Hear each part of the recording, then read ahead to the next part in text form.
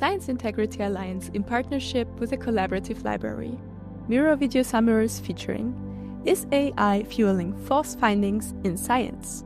Artificial intelligence, AI, has grown rapidly in recent years, bringing both exciting opportunities and plenty of worries. To avoid a future of AI mistakes and misinformation, we need to understand what's going wrong. Health science is especially at risk.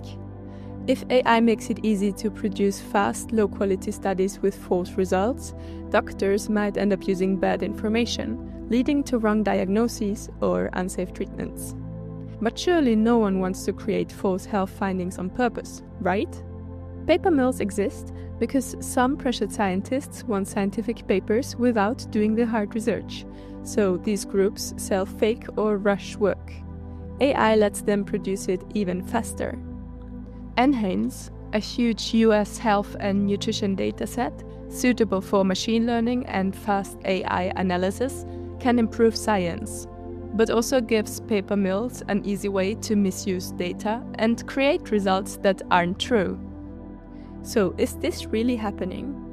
How can we tell if low-quality AI research is slipping into our scientific databases? To explore this, Tulsi Suchak and her team searched PubMed and Scopus for studies using the NHANES AI-ready dataset. They focused on papers that claimed a strong link between one factor, like smoking, and a health problem, like depression, without checking other causes, the type most likely to misuse data. They reviewed studies from 2014 to 2024, reanalyzed the data themselves, and compared the data the study used with the full NHANES dataset. This showed whether the original authors had left out any data that didn't support their conclusions. To access the study, you can scan this QR code. This is what our scientists found.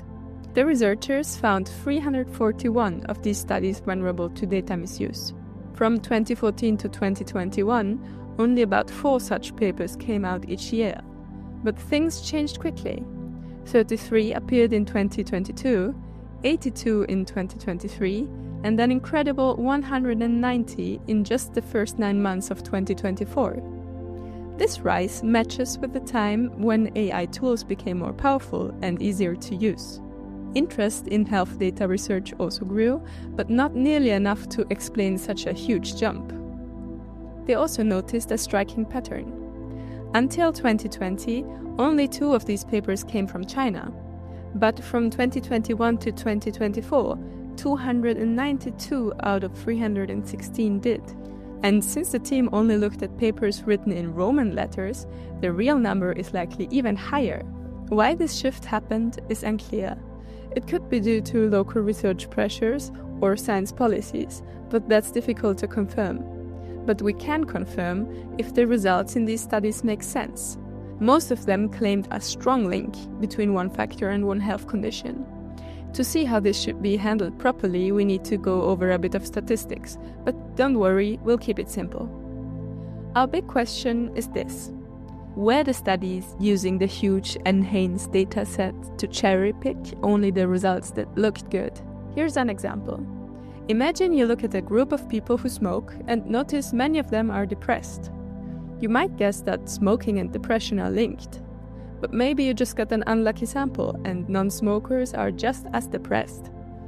It's a bit like rolling a die and getting a 1 by chance. If you then test lots of other factors like high blood pressure, diet or exercise, it's like rolling more and more dice. The more rolls you make, the more likely you are to get another unlucky one and think you found a real link when you haven't. That's why scientists use a method called false discovery rate correction. It helps adjust for the number of dice rolls, so they don't mistake random chance for a true finding. And this is how anyone could use this to cheat. If we look at depressed people in the NHANES dataset and test lots of factors like smoking, blood pressure, BMI or inflammation, it's like rolling many dice. There's a good chance we'll find something that looks true just by luck. This is called data dredging.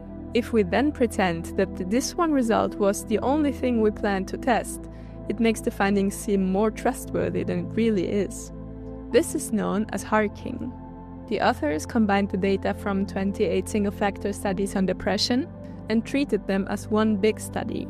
This allowed them to correct for false discoveries, something the original papers hadn't done. After this check, only 13 studies still held up. They also found that one research group had submitted 2 separate papers at the same time, one on hardening of a major artery and one of problems with memory and thinking, both linked to the body shape index. Instead of doing one proper study that tested and corrected for multiple factors, they split it in 2 to boost the number of publications. This shows a focus of quantity over quality. They also looked at studies linking health conditions to inflammation. Many of these papers only used a small part of the enhanced data without saying why. Out of 14 studies, only 4 used all the data available to them. This suggests some researchers may have cherry-picked the numbers that gave them the results they wanted. We can't always tell which studies were deliberately misleading or which were just poorly done. But we can see that the numbers of these low-quality papers has risen sharply, likely because AI makes it easier and faster to produce studies that risk reporting false findings.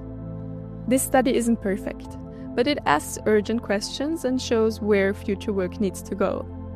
This wasn't a full review of all studies, and the authors admit they may have missed some because they only searched for certain keywords. We also can't say for sure that the studies they examined came from paper mills, but the researchers were still able to point out major problems with how AI-ready datasets are being used. The paper perhaps makes it sound like AI is the main reason bad or low-quality health studies are being published, but it doesn't actually show this.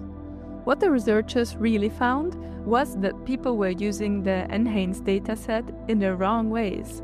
For example, picking only certain parts of the data or using very simple methods that increase the chance of false findings. They might have misused AI to do this very quickly, and an indicator would be that more low-quality papers appeared around the same time that AI got more popular. But this is just a hypothesis, and nothing that this study actually proves. The authors offer several recommendations in their paper. In general, any study that looks at only one factor for a disease we know has many causes should raise concern. Good first steps include rejecting overly simple papers, using trained statistical reviewers, and asking researchers to register their study plans before using the database. Providers of AI-ready data, publishers, and scientists all need to work together to stop low-quality studies from flooding the system. In a fast-moving technological world, inaccurate health data isn't just confusing, it can be dangerous. This concludes our overview of the paper. For more meta-science insights, visit the Miro Hub at the Science Integrity Alliance or explore video summaries on other topics at the Collaborative Library website.